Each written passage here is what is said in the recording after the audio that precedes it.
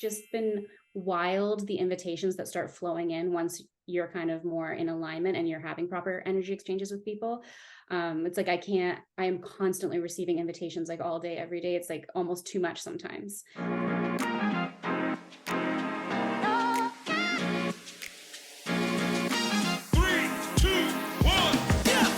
After leaving the corporate 9-to-5 grind, I became the boss of my own spiritual business, helping others explore and navigate the human experience from insight, wisdom, and lessons learned along the way. Today, I help aspiring spiritual entrepreneurs gain the confidence to share their gifts with the world. Welcome to the Happy Healing Shop podcast. I'm your host, Trang Pham Nguyen, and each week we'll dive into incredible stories of strength, resilience, and transformation. So, if you are ready for some serious breakthroughs, laughs and tears, and stories that will inspire you, you are in the right place, my friend. Let's get started. All right, if you love personality tests like I do, or like to learn more about yourself, or perhaps you've been grinding away in life and things just have not been working out for you, or you feel constantly stuck, then you will absolutely love my next guest, Caitlin Pomeroy. Caitlin is a certified human design reader, and after receiving a reading from her myself, I could not wait to bring her expertise to you. So imagine a human design reading is like a personality test based on the time and location that you were born and has a bit of a spiritual flair to it. So in this episode, Caitlin will shed light on why it might feel like life's been throwing curveballs at you, and she'll help you understand your unique energetic blueprint, which can unlock the secrets to why certain things haven't been working out as planned. And what's fantastic about her approach is that she breaks it down in a way that's easy to grasp, making it possible for you to navigate life's challenges with greater ease. This conversation might just change the way you see yourself, your path in this world, and what you came here to do. And a quick note, this episode may contain some adult language, so please listen with care. And in any entrepreneurship, mistakes will be made, so please note that I realized after recording this podcast episode, my microphone was not plugged in the whole entire time. So the audio may sound a bit different. Welcome to the show, Caitlin. Thanks for having me, Trang. Yes, when I found you and got a human design reading with you, I was like, okay, more people need to know about this because it's amazing. I kind of describe to people like a human personality test, but with a little spiritual twist to it. So how did you actually get into human design, become a certified reader? Like, was it just one day you're like, hey, I'm interested and this looks like fun? Or did you go through like a whole journey to get there? Definitely a whole journey.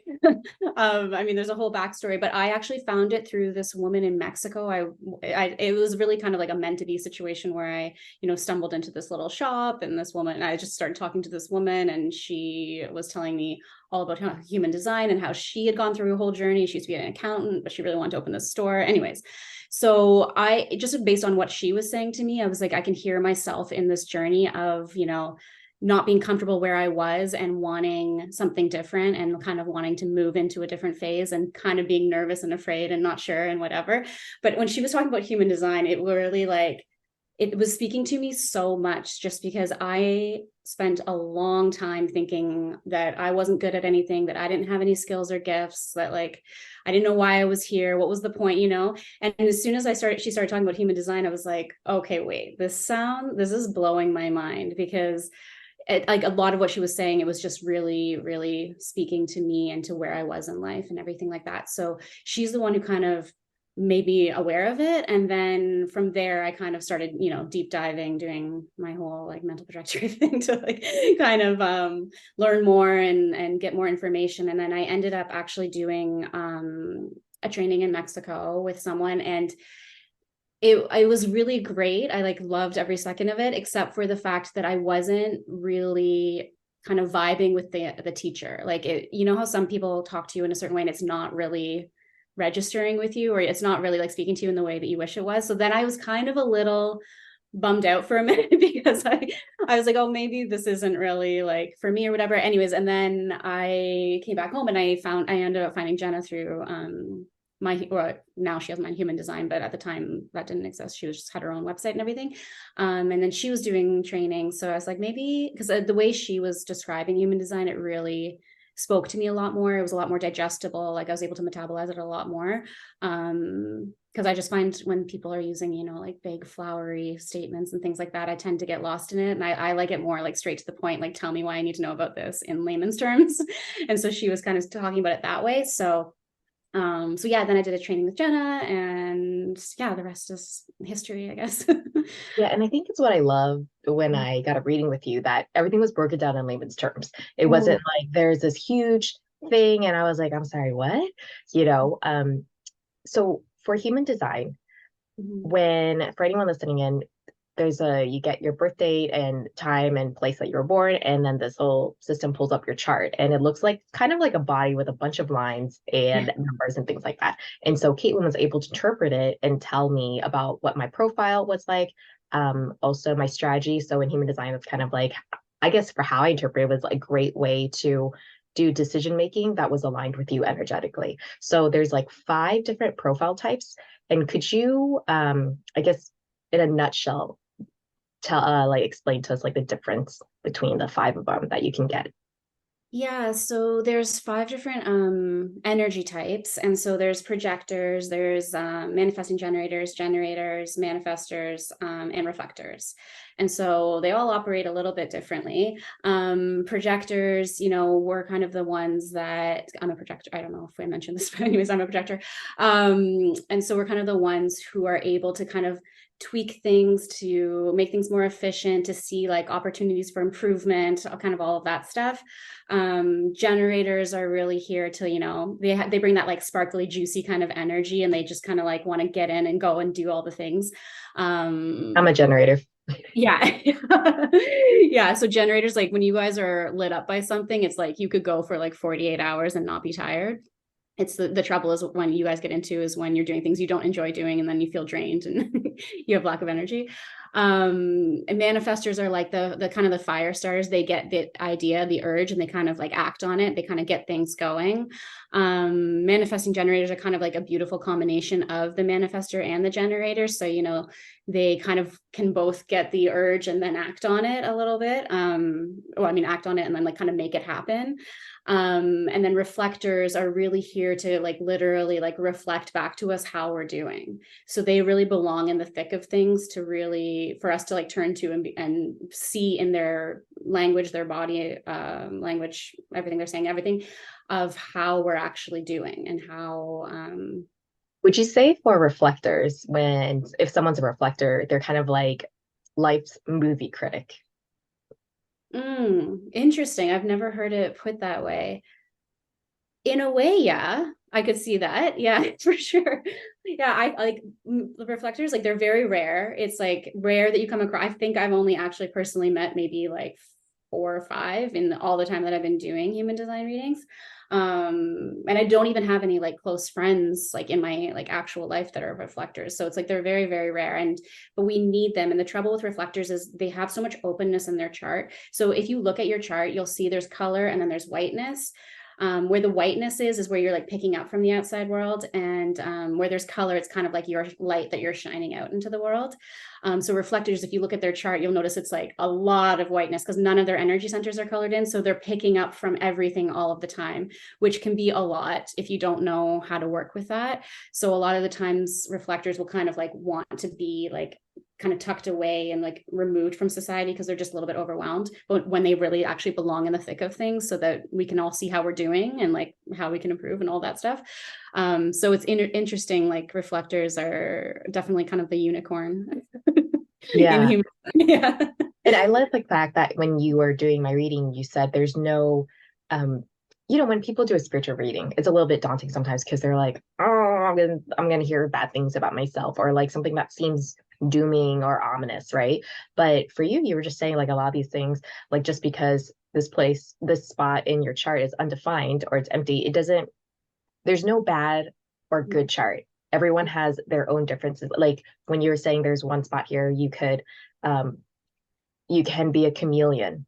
inside a room of people. But if it's actually defined, which is mine, it's more of like you were meant to stand out in the room, and that's you were meant to bring your ideas and unique ideas and messages like that. So I love the way you read it, your style as well, because I like it makes people coming out of reading feeling more empowered about themselves and their gifts and like what to do next, right? Yeah, I hope so. I hope so, because there's so much out there, or like the internet and people, saying things like, especially in like, I find like astrology readings and thing, or like, seers and all that stuff. There's times where people are telling you something like that's scary or negative about the way you are. And how is that helpful in any way? Like, that's not helping anyone move forward or grow or anything. It's keeping people stuck. So I just cannot stand when there's stuff out there that makes you like, oh, now I'm terrified because my chart says this and that means I'm like that and now I can't do what I want to do, or anything like that. It's just I think the worst thing. So I always want to tell people that there's nothing bad in anyone's chart. Like, you are exactly where you are supposed to be, and there's nothing wrong with your chart at all. So don't be scared is my message for looking at your chart. Yeah, I love Yep. it. And so with the different categories right there, like generators, projectors that you mentioned, what I liked about it was really it's kind of when you realize when you get a reading, you're like, oh, I've been living my life wrong. And that's why things have not been working for me. So I'm going to give an example here for generators. Like, you know how they say, like, trust your gut feeling and go with what lights you up, what you're passionate about, that kind of stuff. And the thing is, like, for me, it actually really applies to me. It might not apply to the other ones, the other profiles of the other ones, like projector and stuff like that. But then when I got my reading with you, I was like, oh, no wonder, like, for things I've been drained. I kept pushing, I kept trying and trying, and things just haven't worked, no matter how hard the effort is. So you start getting resentment and things like that, because you're like, I'm trying so hard in, let's say, relationship, or in my case, like my business or things like that, and it's just not working. And so in a way, when you tell that energetically, this is if you work this way, things are going to come in your favor. The universe is going to bring things your way with less effort. So that's for generators. But can you explain, for example, for you as a projector, how that when you found out all about that, how you start changing things in your life? Oh yeah, for sure. So projectors, were you really they're like, the strategy is to like wait for the invitation, which I think again online gets misinterpreted, thinking you just sit around and do nothing and just like, waiting for the call. It's just not, that's not the way it is at all. So don't be afraid. um, it's really about, waiting until like reading your audience and knowing your audience, and waiting until that person is interested in what you're doing and what you're putting out there, right? And so your job in the meantime, while you're waiting, is to like dive in deep, get in deep into the stuff that you're interested in and fascinated by, and, learn all the stuff, and then put your stuff out there. And then as soon as someone kind of invites you and they want to know more, like, tell me more, how does this work, all that stuff, that's when you can like feel free to, share everything that you're doing, share how it's working. It's like with human design with me. I don't really want to just start going up to random people on the street and being like, do you know about human design? And you should probably like book a reading and da da da. Like, that's just like Yeah. Or an sliding into people's DMs when they're like, hey, are you interested? yeah, that's like really, that's a prime example, is like, as a projector, like, you don't really want to be sliding into DMs trying to drum up business. And what I want to do is like, wait until someone like doing my human design stuff, and then it'll pique someone's interest at some point and be like, oh, can you tell me more about this? Like, how does this work? Like, how do you work? All of that stuff. And then to me, that's an invitation, and I can then feel comfortable kind of, sharing with them and all of that stuff. But for me in my life, up until I found human design, I was not operating in that way whatsoever. I was like, because the dream as a projector is to be recognized. Like, it's like all we want. It's like my life's mission is to be recognized. And so I was going about my life trying to be recognized for all the wrong things. And I was, again, sharing when no one had invited me, and I was, kind of pushing against all of these closed doors, thinking that something was going to come from it. But really, what I was putting out there wasn't aligned with who I was, my gifts, my skills, all of that stuff. So of course I wasn't going to be recognized, because what I was putting out there like wasn't really who I was and wasn't really aligned with my specific skill set, So it was a long journey to finding human design, and I'm so glad I did, because it really allowed me to sit back a bit and wait until people were ready to hear what I was doing and what I had to share and all of that stuff. And it's just been wild, the invitations that start flowing in once you're kind of more in alignment and you're having proper energy exchanges with people. It's like I am constantly receiving invitations like all day, every day. It's like almost too much sometimes. So yeah, it's just crazy. And when I think back to like 10, 15 years ago, like silence, crickets, nothing.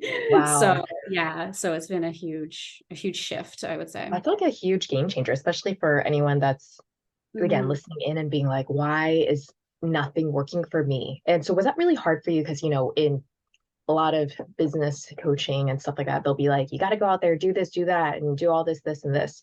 So did it take you a long time to be like, okay, I have to decondition everything that the world has taught me, society has taught me, online classes have taught me, and be like, I'm going to do the opposite, where I just put my knowledge and expertise out there and people will flock to me. Like, I just have to trust it.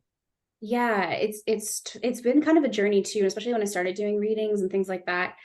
Finding my own kind of footing, because again, we constantly will look at someone else and see how someone else is doing it and see them finding success and think, oh, I should be doing it exactly like them, and then I'll find success, which is just not the way it works at all. It's like that worked for them because they were doing it their way, so it's not going to work for me the same way. So once I started doing music stuff, and I went on Instagram a little bit, and then I was like, this just doesn't feel like me. Like I don't have any desire to be on Instagram. It didn't feel aligned at all. And at first I thought it was maybe because I was just afraid to put myself out there. So I was like, okay, I'll try it. I'll try and push myself. And the more I did it, I was like, this just doesn't feel aligned. So you'll notice like I'm not on Instagram really. Like I don't have social media presence, which to business in this day and age sounds like shooting yourself in the foot. But for me, it's not been a problem because I found a way around it I am available on the My Human Design website. So they do all the marketing and the social media and stuff for me, basically, so I don't have to worry about any of that stuff because that's not really what I want to be thinking about or focusing on. It's not in my skill set. I'd rather leave that to the people who know what they're doing. So that's been a journey for me to really like let go and be like, you know what? This will still work for me, even if I'm not doing it the way everyone's telling me I should be doing it.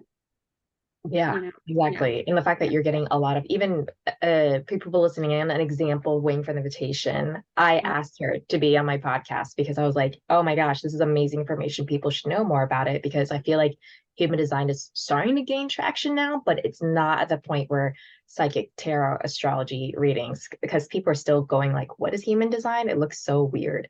Yeah. Um, and I love the fact that again, like if you are in a relationship or if you are in business and stuff like that, human design can be applied in so many areas of your life that you can take away with it. So Mhm. for your clients that come for readings, are a lot of people looking to just find out more about themselves personally, or referrals of friends that are excited about it, or more like business owners that are trying to figure out how to energetically do their business? Mhm. It's a real, obviously, because everyone's so different. It's really a range. So there's so many different reasons why people book a reading. There's a ton of people who will book because, maybe they're stuck in some way. They're just really not sure where to turn. They're looking for their purpose. They're a little lost. There's that group of people. There's the group of people who know exactly what they want to do, but they're afraid to do it. So they're just looking for me to co-sign everything. They just want someone to be like, yeah, go forward, go do it. Which is just a joy and a pleasure. And I'm like, do you hear yourself? You know exactly what you want to do in your heart, but you're just too afraid to take the leap, or you're afraid of what's going to happen. So there's that group of people. There's the group of people who want to like know every last detail about a chart. They want to get in deep. They want to know what all the numbers mean. They want me to like explain the nitty gritty.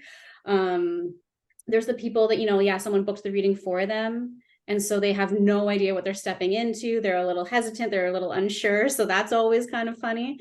But so yeah, there's a wide range of reasons, and it's interesting, and each one is so different. And I think that's why I love it, is because I love just meeting people where they're at, and just trying to find a way forward for them, because a lot of the times it's like them not being able to move forward. And so that's really my main goal, is just like get out of this stuck thing, because that's the worst thing, is when I know that feeling when you feel stuck. It's just the worst feeling. So that's kind of like my main goal, is to help people move on and move forward.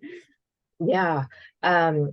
I mean, like after I got my reading with you, I realized that was when I started doing the podcast, and it was a completely new project. And but when you were telling me, here, I have my notes here, so anyone listening can see that there's like these gates or these lines, right? And they show the superpowers on your natural gifts that are just, not everyone's born with them. Everyone has a different combination of them. But even when you say that there's days that your motivation is not going to be consistent, there's some people whose charts it is. So for me, people like me that have that in their chart, it's more of like those days that you're motivated, get shit done, get a lot of stuff done, you're motivated, go for it. So that way, those days that you're not, you won't be so caught off guard. You don't have to be so hard on yourself, which is which I was, but allowing to release and move forward with that, and knowing like your body's pattern, natural energetic patterns can help you in so many ways. Or even sometimes people are like, oh, what is my purpose? I'm sure some people come to you with that.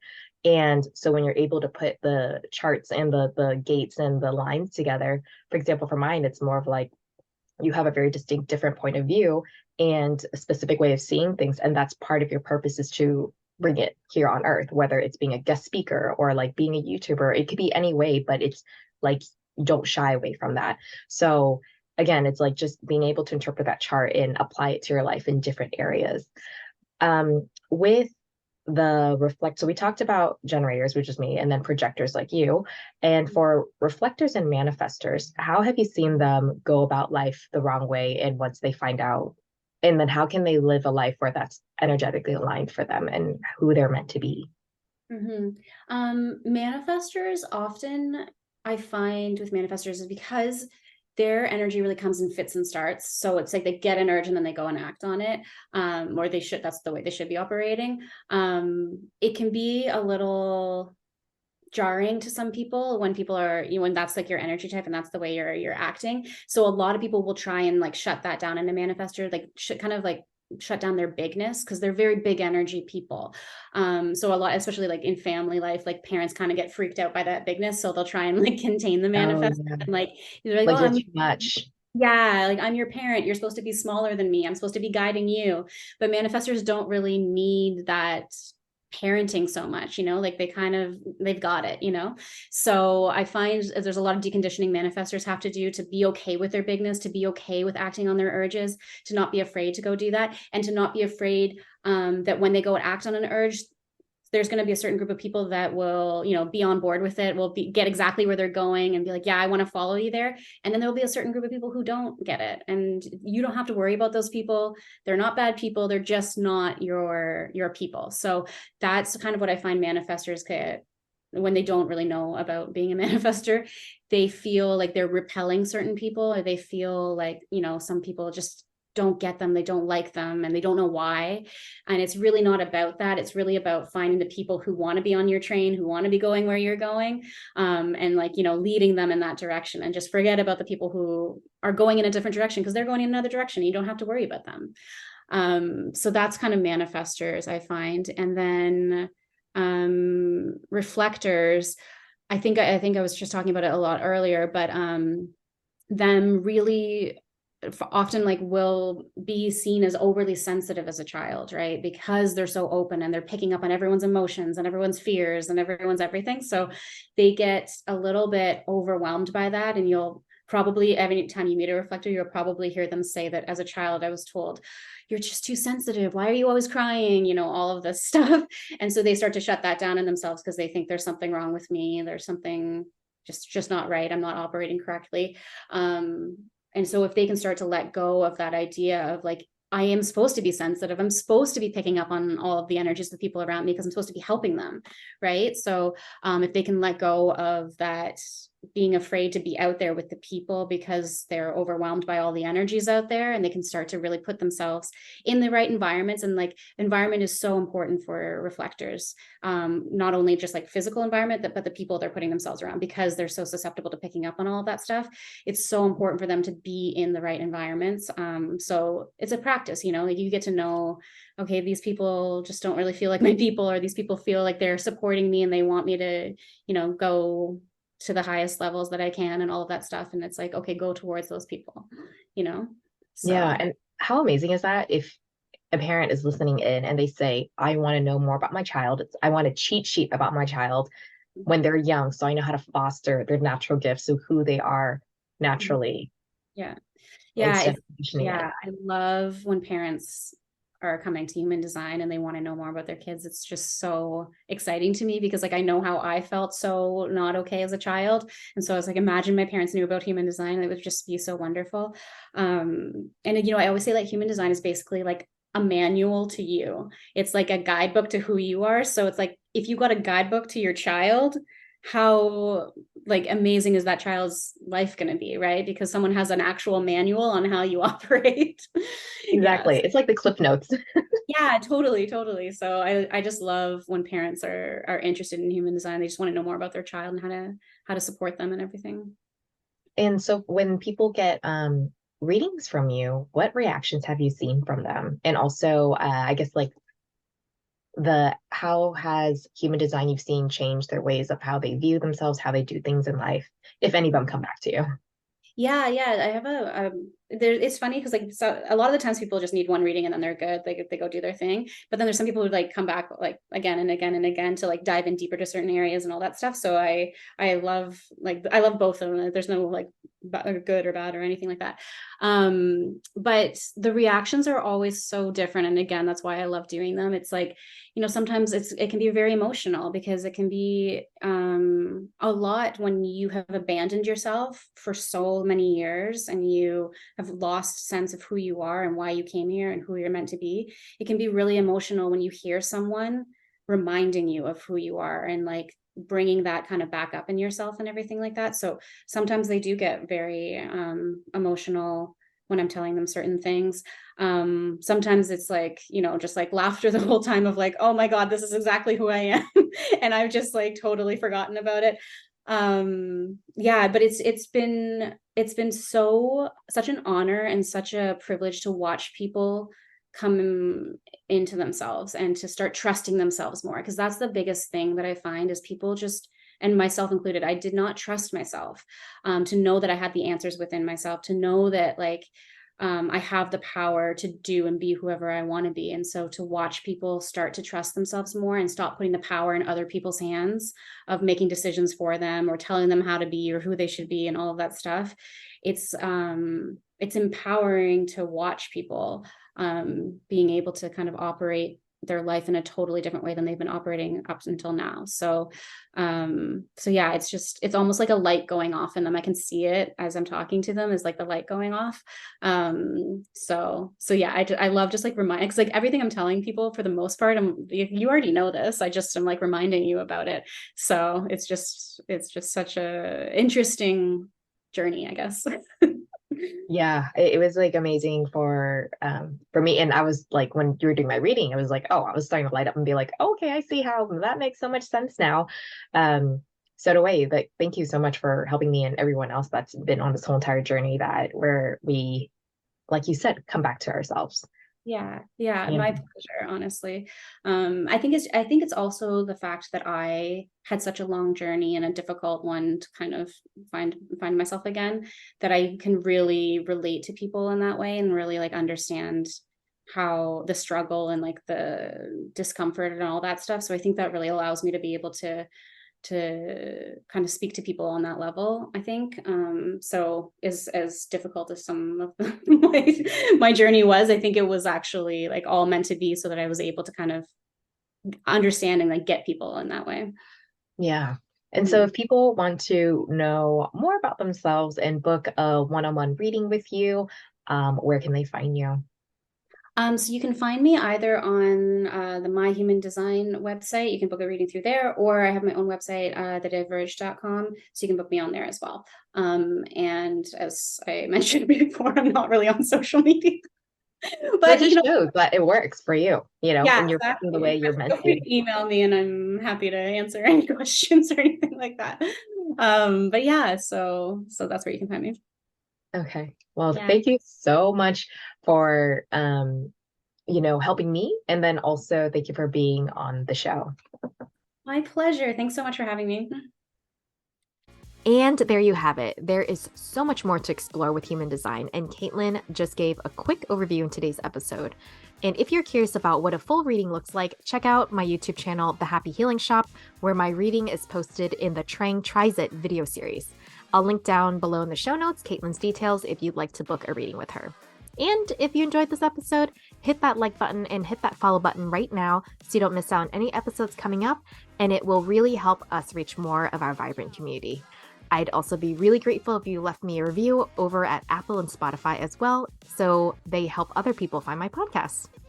And until we meet again, my friend, always remember to shine your light brightly and to share your story, because you'll never know who it can help or inspire to create a change in their own world. Thanks so much for being here, and I'll see you soon.